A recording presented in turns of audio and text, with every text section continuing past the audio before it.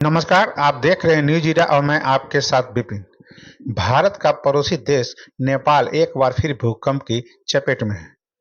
शुक्रवार को देर रात आए 6.4 तीव्रता वाले इस भूकंप के कारण कई इमारतें ढह गई हैं और तबाही का आलम यह है कि 129 लोगों की मौत हो चुकी है।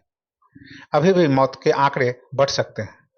मलबे में दबने के कारण कई लोग गंभीर रूप से घायल हुए हैं, जिन्हें अस्पताल में भर्ती कराया गया है।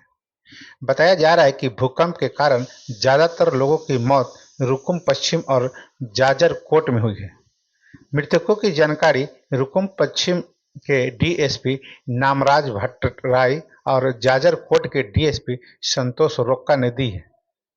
नेपाल में तबाही मचाने वाले भूकंप की तीव्रता का अंदाजा इस बात से लगाया जा सकता है कि उत्तर दिल्ली एनसीआर समेत पूरे उत्तर भारत में देखा गया। बिहार के पटना और मध्य प्रदेश के भोपाल तक भूकंप के हल्के झटके महसूस किए गए। दिल्ली एनसीआर में लोग अपने घरों से बाहर निकल आए और हाई राइज बिल्डिंग में रहने वाले लोगों में अफरा तफरी देखी गई। दरअसल बीते हर महीने लगभग एक बार दिल्ली एनसीआर में भूकंप के झटके महसूस किए जा रहे हैं। नेपाल के भूकंप में कुल मरने वालों की संख्या 129 तक पहुंच गई है। रुकुम पंचे में कम से कम 36 लोगों की मौत की पुष्टि की गई है और मरने वालों की संख्या और बढ़ने की आशंका व्यक्त की जा रही है। सुबह 5 बजे के आसपास यह जानकारी सामने आई है। रुकुम पश्चिम के मुख्य जिला अधिकारी हरिप्रसाद पंत ने मीडिया से ये जानकारी शेयर की है। वहीं जाजरकोट में कम से कम 92 लोगों की मौत की पुष्टि हुई है। कई लोग घायल हैं और कुछ गंभीर रूप से घायलों को आगे के इलाज के लिए सुरक्षित भेजा गया है। नेपाल के राष्ट्रीय भूकंप मानव केंद्र मुताबिक भूकंप का केंद्र नेपाल के जाजरकोट जिले के लामीडांडा इलाके में था। वहीं नेपाल के प्रधानमंत्री पुष्प कमल दहन प्रचंड ने भूमि लोगों की मौत पर दुख जताया है। उन्होंने बचाव और राहत के लिए 3 सुरक्षा एजेंसियों को तैनात किया है। इस भूकंप का असर यूपी के लखनऊ में भी देखा गया था, जहां लोग झटके महसूस होने के बाद घरों से बाहर निकल आए थे। नेपाल में पिछले कुछ महीनों के अंदर भूकंप की घटनाओं में बढ़ोतरी देखी गई है। पिछले महीने की 22 अक्टूबर को भूकंप का केंद्र भी नेपाल ही था। भूकंप के 4 झटके लगे थे। सुबह 7:39 पर भूकंप का पहला झटका लगा, जिसकी तीव्रता सेक्टर स्केल पर 6.1 मापी गई।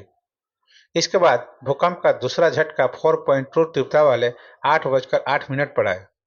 भूकंप का तीसरा झटका सुबह 8:28 पर महसूस किया गया था और इसकी तीव्रता 4.3 रही थी।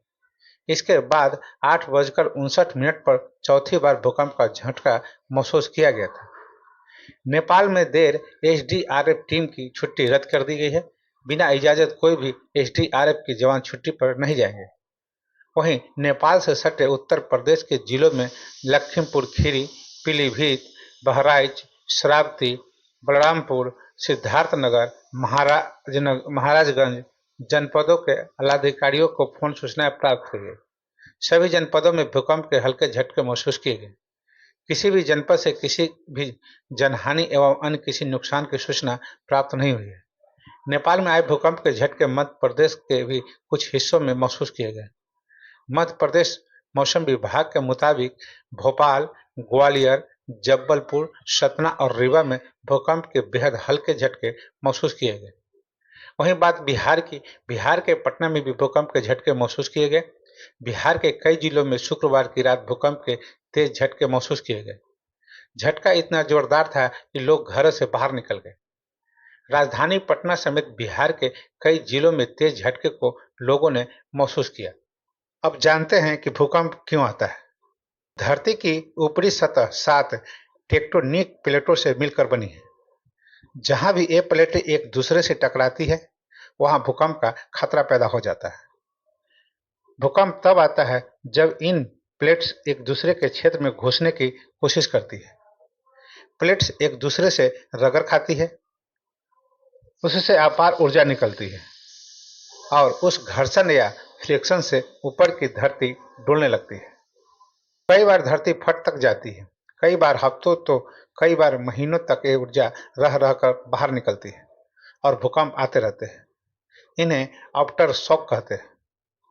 अब जानते हैं कि इसकी तीव्रता से क्या क्या खतरा हो सकता है। 0 से 1.9 रिएक्टर स्केल पर भूकंप आने पर सिर्फ सीस्मोग्राफ से ही पता चलता है। 2 से 2.9 रिएक्टर स्केल पर भूकंप आने पर हल्का कंपन होता है। 3 से 3.9 रिएक्टर स्केल पर भूकंप आने पर कोई ट्रक आपके नजदीक से गुजर जाए ऐसा असर होता है। 4 से 4.9 रिएक्टर स्केल पर भूकंप आने पर खिड़कियां टूट सकती है, दीवार पर टंगे फ्रेम गिर सकते हैं। 5 से 5.9 रिएक्टर स्केल पर भूकंप आने पर फर्नीचर हिल सकता है। 6 से 6.9 रिएक्टर स्केल पर भूकंप आने पर इमारतों की नींव दरक सकती है, ऊपरी मंजिलों को नुकसान हो सकता है। तो बस आज के लिए इतना ही। तो हमें आज्ञा दीजिए। नमस्कार। आपका दिन शुभ हो।